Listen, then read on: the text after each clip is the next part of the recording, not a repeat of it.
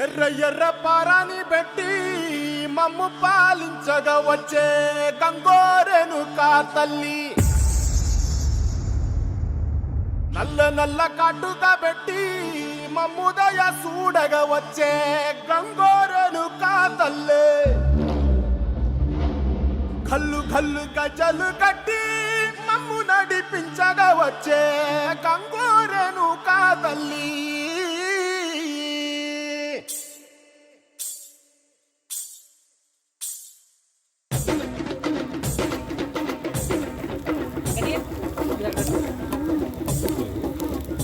హనుమంత్ గారు ఎక్కడున్నారండి?